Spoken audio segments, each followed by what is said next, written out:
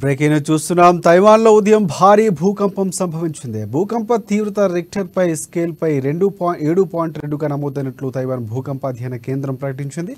తైవాన్లోని హోవెలిన్ నగరానికి నైరుతి వైపు 18 కిలోమీటర్ల దూరంలో భూ ఉపరితలానికి 35 కిలోమీటర్ల అడుగున భూకంప కేంద్రం ఉన్నట్లు పేర్కొంది. భూకంపంగా తైవాన్లోని పలు ప్రాంతాలు తీవ్రంగా కంపించాయి. అనేక భవంతులు పక్కకు ఉరికాయి. 25 ఏళ్లలో తైవాన్లో ఈ స్థాయి భూకంపం సంభవించడం ఇదే తొలిసారిగా అధికారులు ప్రకటించారు. 1999లో నాంటో కౌంటీలో సంభవించిన భూకంపం కారణంగా 2500 మంది మరణించగా మరో 1500 మంది గాయపడ్డారు.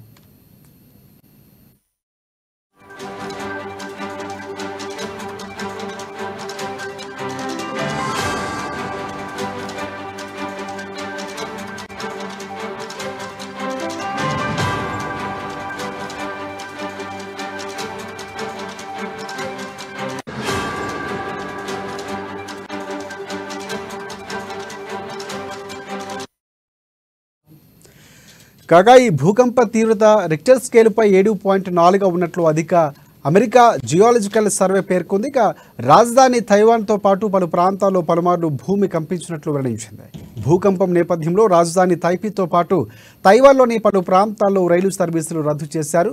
స్కూళ్లు, ప్రభుత్వ కార్యాలయాలకు సెలవులు ఇచ్చుకోవచ్చని కూడా ప్రభుత్వం పేర్కొంది. మరోవైపు తైవాన్లో గత 25 ఏళ్లలో సంభవించిన అతిపెద్ద భూకంపం ఇదే కావడంతో పొరుగున ఉన్న జపాన్ కూడా అప్రమత్తమైంది. జపాన్లోని ఏనుగుని ద్వీపానికి సునామీ హెచ్చరికలు జారీ అయ్యాయి.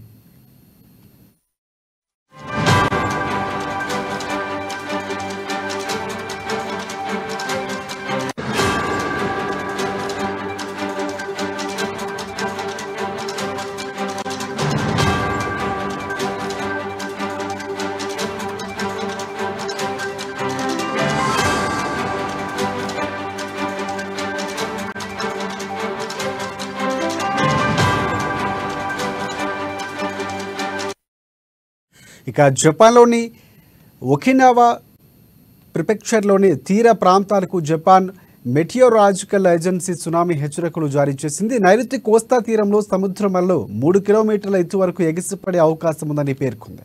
జపాన్లోని సునామీ హెచ్చరికలు జారీ చేయడం గత 24 ఏళ్లలో ఇదే తొలిసారి. అయితే పరిస్థితి పరిశీలించిన అనంతరం జపాన్ ప్రభుత్వం సునామీ హెచ్చరికల తీవ్రతను తగ్గించింది. మరోవైపు జపాన్ సెల్ఫ్ డిఫెన్స్ దళాలు కూడా రంగంలోకి దిగాయి. సహాయక చర్యలు సన్నద్ధతను సమీక్షించాయి. ఒకినావాతో పాటు కగోషిమా ప్రాంతాల్లో కూడా కొన్ని విమాన సర్వీసులు రద్దు చేయగా మరికొన్నింటిని దారి మళ్లించారు. అయితే తమకు ఎటువంటి సునామీ ప్రమాదం ఉండకపోవచ్చని కూడా చైనా భావిస్తోంది. 2 భూకంపాల సరిహద్దు ప్రాంతాల్లో తైవాన్ ఉండడంతో అక్కడ నిత్యం భూకంపాలు సంభవిస్తూ ఉంటాయని నిపుణులు చెబుతున్నారు.